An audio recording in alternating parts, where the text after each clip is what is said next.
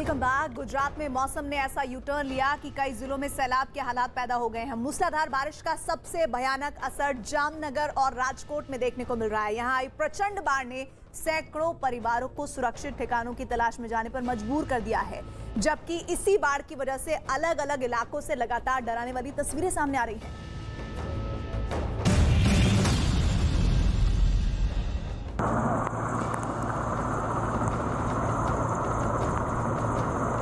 सैलाब के बीच एयरलिफ्ट का ये वीडियो जामनगर के ढुंडासिया गांव से आया है। यहाँ सैलाब के बीच एक शख्स फंस गया। इस शख्स के चारों तरफ सिर्फ पानी ही पानी है, लेकिन मौके पर पहुंचे हेलीकॉप्टर की बदौलत सही वक्त पर इस शख्स का रेस्क्यू कर लिया जाता है।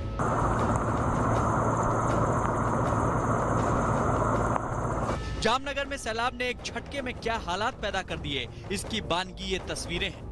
इस पूरी बस्ती को सैलाब ने अपने आगोश में ले लिया। लोगों के घरों में कमर से ऊपर पानी है, जबकि सैलाब की तेज लहरें किसी भी चीज को बहा ले जाने पर आमादा हैं। इस बीच एनडीआरएफ की टीम राहत और बचाव के लिए लगाई गई है। लोगों को रस्सी के सहारे रेस्क्यू किया जा रहा है।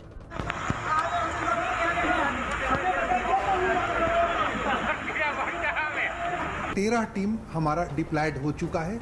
2 टीम रिजर्व में है, एक बड़ौदा में, एक गांधीनगर में, और जरूरत हुआ है तो 5 एडिशनल टीम हम लोग सौराष्ट्र के लिए मंगवा रहे हैं। यहाँ कालीबाड़ी नदी ने ऐसा कहर बरपाया कि पूरी बस्ती में कमर से ऊपर पानी भर चुका है। तेज रफ्तार से बहते हुए पानी के बीच एनडीआरएफ की टीम अपनी जान की परवाह किए बगैर लोगों का रेस्क्यू कर रही है। कालवाड़ तहसील के बांगा गांव में भी सैलाब की वजह से हालात बेकाबू हो चुके हैं। बाढ़ के बीच फंसे लोग अपनी छतों पर खड़े होकर मदद की आस लगाए बैठे हैं। एयरफोर्स का चॉपर यहां लगातार लोगों की मदद में जुटा है।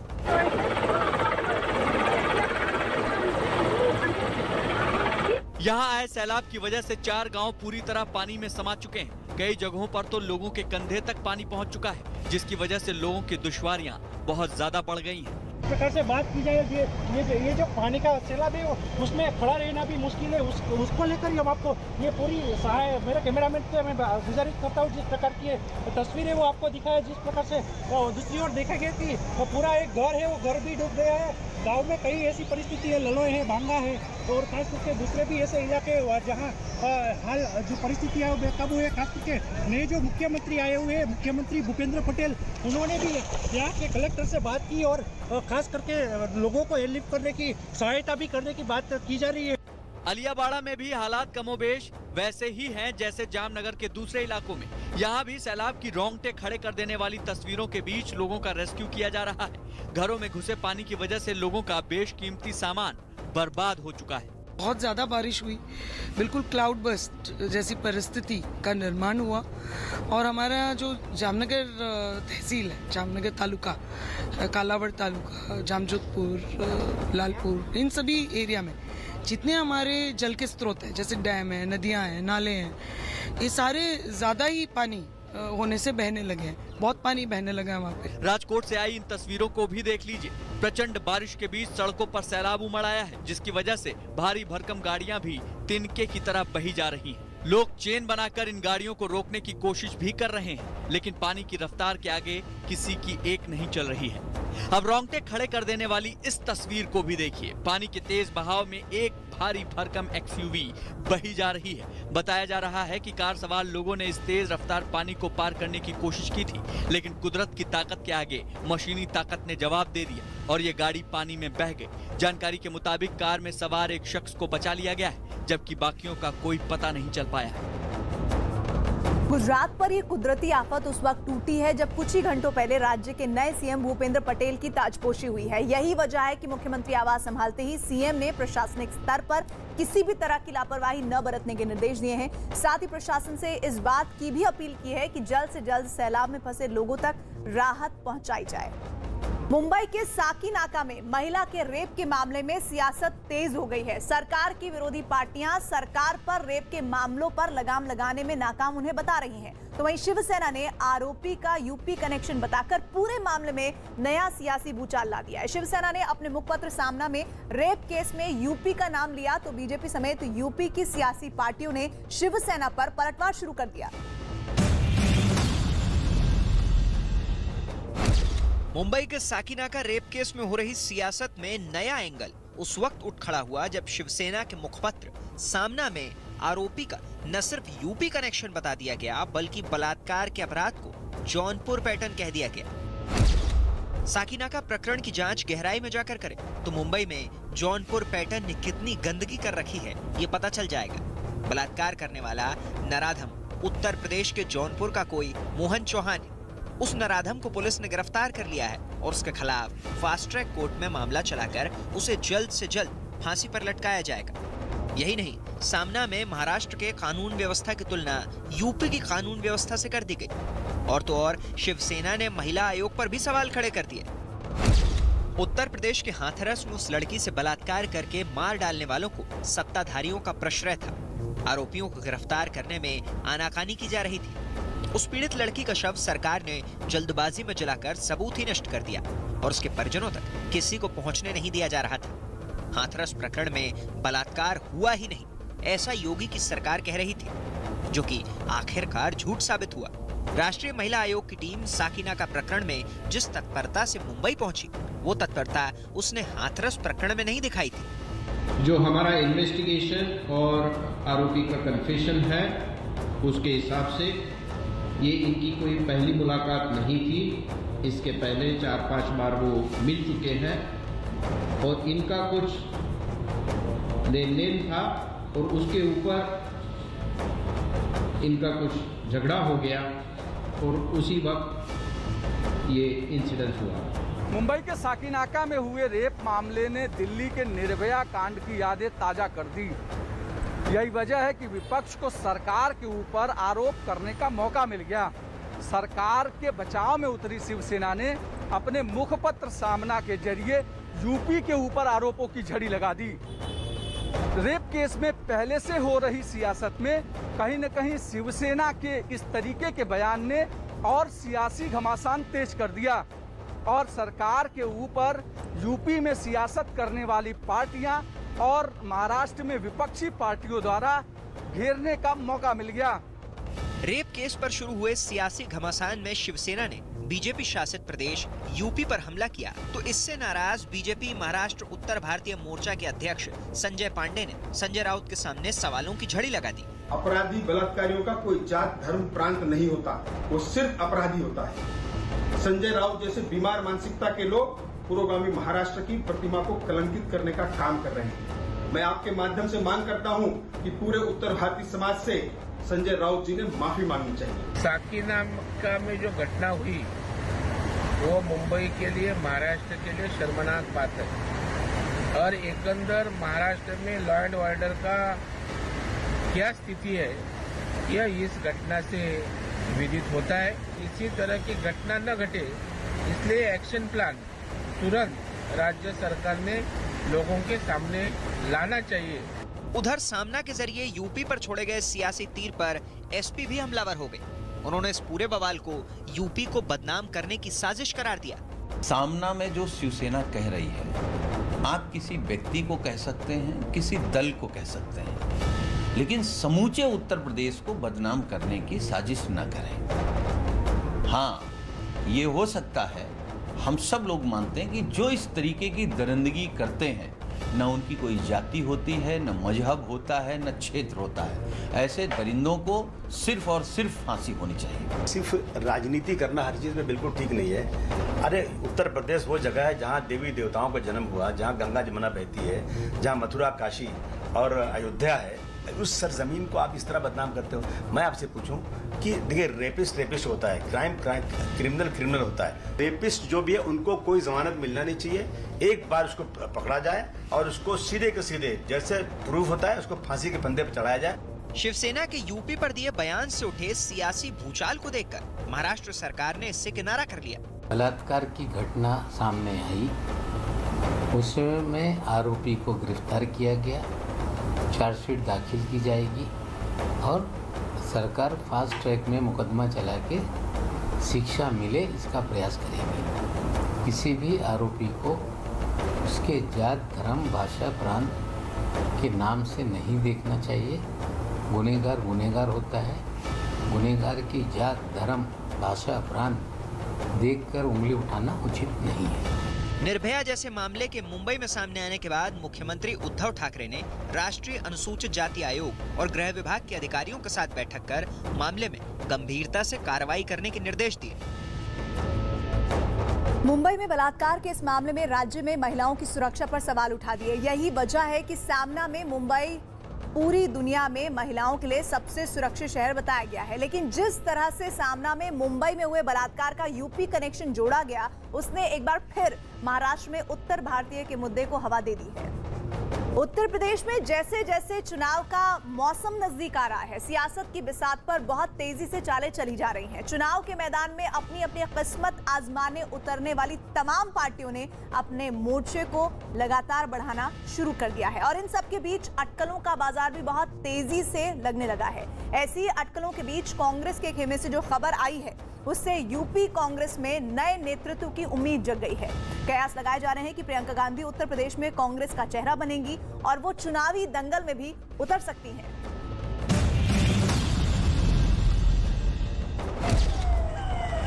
ये काफिला कांग्रेस की सबसे बड़ी और चहेती नेता प्रियंका गांधी का है, जो इस वक्त रायबरेली में है। लेकिन ये काफिला फिलहाल दिल्ली को जा रहा है। बेशक इस काफिले का मौजूदा सच यही है कि इसकी मंजिल दिल्ली है, लेकिन अगर उत्तर प्रदेश में तेजी से बदलती सियासी चालों और अटकलों पर गौर करें तो मुमकिन है कि इस काफिले की अगली मंजिल लखनऊ भी हो सकती है।